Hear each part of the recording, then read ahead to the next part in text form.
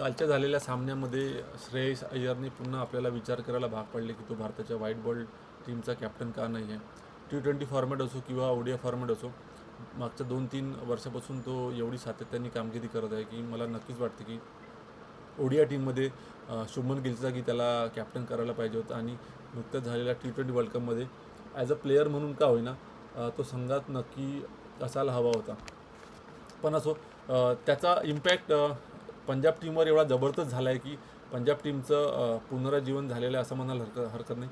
आणि रिकी पॉन्टिंगसोबत त्याची जी जोडी जमलेली आहे, त्या दोघांनी मिळून पंजाब टीमचा जबरदस्त कायापालट केलेला आहे आणि ती एक चॅम्पियन टीम झालेली आहे जसं आपण बघत आहे. मागच्या सीझनमध्ये असो आणि या सीझनमध्ये अनस्टॉपेबल म्हणून ती अशी अनस्टॉपेबल एक टीम झालेली आहे. आणि याचं श्रेय आपल्याला श्रेयस अय्यर आणि रिकी पॉन्टिंग आणि ओव्हरऑल टीम मॅनेजमेंट आणि टीम ओनर यांना द्यायला पाहिजे.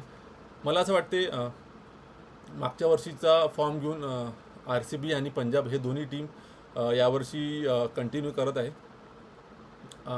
आणि यावर्षीसुद्धा हे दोन्ही संघ टॉप 2मध्ये राहतील. आणि दोन्ही संघाचे कॅप्टन रजत पाटीदार आणि श्रेयस अय्यर ही आपल्या टीमसाठी लीडिंग फ्रॉम द फ्रंट भूमिका निभावत आहे. दोन्ही टीम एकदम आक्रमक क्रिकेट खेळत आहे आणि बाकीच्या सगळ्या टीमला एक चॅलेंज देईल येणाऱ्या मॅचेसमध्ये. तर बाकीच्या सगळ्या टीमनी ह्या दोन्ही टीमपासून सांभाळून राहणे आणि द टीम टू बीट अशा दोन्ही टीम या IPL मध्ये उभारून येतील असं माझं मत आहे. आणि मला असं वाटतं की या दोघांचा जो इम्पॅक्ट आहे, दोघांची जी जो फॉर्म आहे आणि मागच्या वर्षीचा कॅप्टनशिप म्हणा किंवा ओव्हरऑल त्यांचा परफॉर्मन्स म्हणा, यानुसार रजत पाटीदार आणि श्रेयस अय्यर दोन्हीही भारताच्या व्हाईट बॉल टीमच्या सेटअपमध्ये असायला पाहिजे.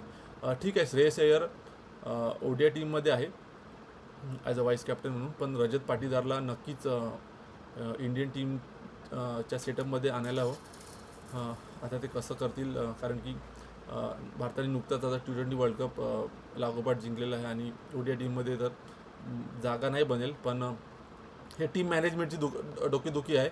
पण मला असं नक्कीच वाटतं की रजत पाटीदारची एंट्री बनते भारताच्या व्हाईट बॉल टीममध्ये T20मध्ये आणि नंतर मग ODIमध्ये पण तो आपला जम बसू शकतो. त्याविरुद्ध काल पाहिल्याप्रमाणे मुंबईच्या टीममध्ये सगळं उलटेपुलटे होत आहे. मुंबई टीम सगळ्या डिपार्टमेंटमध्ये मागे पडली असे दिसत आहे. बॅटिंग असो, बॉलिंग असो, लिडरशिप असो. आणि हार्दिक पांड्याच्या हातून टीम निष्ठत चालली की काय असं म्हणायला हरकत नाही. आणि त्याचा पण फॉर्म सध्या डामाडोल आहे. तो पण पाहिजे तशी कामगिरी करू शकत नाही आहे. तर त्याचा परिणाम आपल्याला काल दिसला. ऑनफिल्ड टॅक्टिक्स म्हणा, फील्ड प्लेसमेंट म्हणा. जसं की आपण बघितलं की जसप्रीत बुमराला त्याने पॉईंटवर उभं ठेवलं होतं आणि त्याच्याकडून प्रभ सिमरनचा कॅच सुटला. आपल्याला माहीत आहे पॉईंटवर टीमचा बेस्ट फिल्डर असतो. आपण पाहत आलो आहे Jonty Rhodes, Yuvraj Singh, Gibbs, Ricky Ponting यासारखे फिल्डर पॉईंटवर फिल्डिंग करायचे आणि त्या कम्पॅरेटिव्हली बुमरा पॉईंटवर असला आणि त्याच्याऐवजी जर दुसरा एखादा फिल्डर असता, तिलक वर्मा किंवा नमनधीर, तर नुकतंच तो कॅच पकडला गेला असता आणि मॅचचा रिझल्ट वेगळा लागला असता. आणि बॉलिंग चेंजेसमध्ये पण पांड्याचा असा काही जोर दिसला नाही आणि एकदमच बॉडी लँग्वेज सामना सोडून दिल्यासारखी दिसत होती 8-10 ओव्हर झाल्यानंतर. आणि ओव्हरऑल म्हणायला गेलो तर बाकीच्या प्लेयर्सची त्याला साथ मिळत नाही असं म्हणायला हरकत नाही. सूर्याची बॅटिंग ढेपाळली आहे. तिलक वर्मा वर्ल्ड कपपासून फॉर्मसाठी झुजत आहे आणि दीपक चहर म्हणा किंवा शार्दूल ठाकूर म्हणा, हे पण त्याला बॉलिंगमध्ये पाहिजे तसा हातभार लावत नाही आहे. तर ही डोकेदुखी आणि ॲडिशनल ओव्हरहेड म्हणून बुमराचा जो फॉर्म आहे तो मागच्या 5-6 मॅचमधून विकेट काढू नाही शकला आहे. आणि ठीक आहे, विकेट जरी काढू नाही शकला तरी धावा पण तो म्हणजे रन्स पण तो वाचवू शकत नाही आहे. ऑलमोस्ट 10 आणि 11च्या रन रेटने तो रन लीक करत आहे, तर तो पण एक चिंतेची बाब होईल MIसाठी पुढच्या येणाऱ्या सामन्यामध्ये. आणि पोस्ट मॅच कॉन्फरन्समध्ये तो बोललासुद्धा की काही असे निर्णय घ्यावे लागेल, कठीण निर्णय घ्यावे लागेल आणि आपल्याला येणाऱ्या सामन्यामध्ये माहिती पडेल की मॅनेजमेंट काय निर्णय घेत आहे. मला असं वाटतं की हार्दिकची जी ओव्हरऑल ट्रान्सफर झाली गुजरात टायटनपासून मुंबई इंडियन्समध्ये, तेच एक नको व्हायला हवी होती. त्याच्यामुळे सरळ सरळ दोन टीमवर इम्पॅक्ट झालेला आहे. रोहित शर्मा जो की एक चांगला लीडर ठरत होता, ठीक आहे 2-3 वर्षापासून त्यांनी ट्रॉफी जिंकलेली नव्हती, पण टीमवर त्याची पकड होती. आणि 2022 आणि 2023च्या सीझनमध्ये तर त्यांनी मेन प्लेयर नसताना पण मुंबई टीमला प्लेऑफपर्यंत पोहोचवलं. तर त्याची लिडरशिप क्वालिटी तिथे जोखण्याजागी म्हणजे लिडरशिप क्वालिटी त्याने दाखवली, चांगली लिडरशिप क्वालिटी दाखवत टीमकडून परफॉर्मन्स करून घेतला. पण हार्दिक पांड्या कुठे ना कुठे तिथे कमी पडत आहे. आणि तोच जर तो गुजरात टायटनमध्ये असता तर आता त्याचा बऱ्यापैकी तिथे जम बसलेला होता. 2 सीझन त्यांनी घालवले होते आणि तो एक सिनियर प्लेअर होता. तर आता पण तो तिथे असता तर मला वाटते त्याचा तिथे वट राहिला असता आणि त्याला चांगली कामगिरी, स्वतः पण चांगली कामगिरी करता आली असती आणि टीमकडून पण तो चांगली कामगिरी करून घेऊ शकला असता.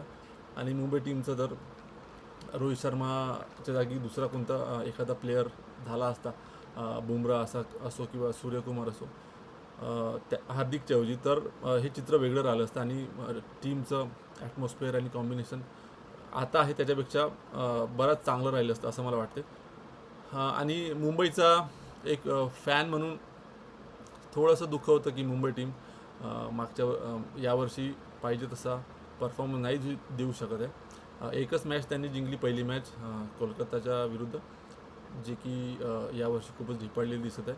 त्यांनी अजून एक पण सामना नाही जिंकला आहे. तर मुंबईच्या फॉर्मबद्दल आपण म्हणू शकतो की किती खरा फॉर्म सध्या सुरू आहे. असो, काल झालेल्या मॅचमध्ये पंजाबने पहिले टॉस जिंकून बॉलिंग करण्याचा निर्णय घेतला. मुंबईने रोहित शर्माच्या जागी क्विंटन डिकॉकला खेळवले आणि त्याचबरोबर दीपक चहर आणि एक लेफ्ट आर्म ऑलराऊंडर सॅटनच्या जागी खेळवला.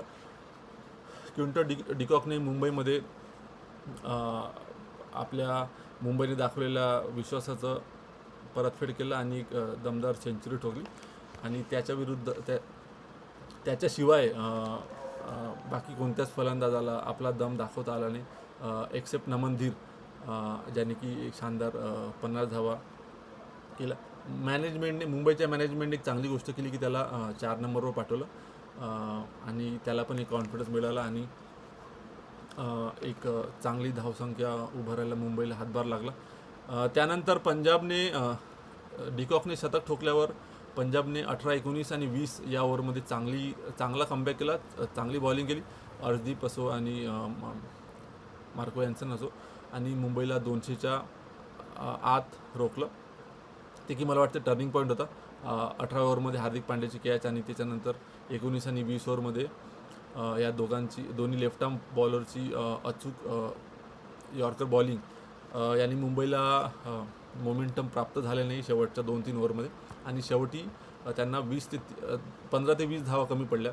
नमन धीर पण असाच बोलला की 10-20 धावा कमी झाल्या आहे. आणि पंजाब बॅटिंग करायला आल्यावर त्यांनी नेहमीप्रमाणे धडाक्यात सुरुवात केली. पहिल्याच ओव्हरमध्ये त्यांनी 21 धावा काढल्या दीपक चहरला, पण त्यानंतर गगनफरने लागोपाठ 2 विकेट घेऊन थोडा मुंबईचा कमबॅक करवण्याचा प्रयत्न केला. पण श्रेयस अय्यर आणि प्रभसिमरन यांच्या डोक्यात वेगळेच विचार चालू होते आणि त्या दोघांनी मग मुंबईच्या बॉलर्सला चान्स दिला नाही आणि सामना पंजाबकडे फिरवला होता. तर मला असं वाटते की मुंबईच्या मॅनेजमेंटने आत्मचिंतन करावं, टीम कॉम्बिनेशन आणि ज्या गोष्टी चालत नाही आहे त्याचं मंथन करून त्याच्यावर विचार करायला हवा आणि काही मार्ग काढायला हवा. हार्दिक पांड्याने स्वतःच्या कामगिरीवर लक्ष देऊन त्यांनी जर चांगली कामगिरी केली तर नक्कीच टीमच्या ओव्हरऑल स्ट्रक्चरवर फरक पडेल असं मला वाटते. तर आज होणाऱ्या मॅचमध्ये गुजरात टायटन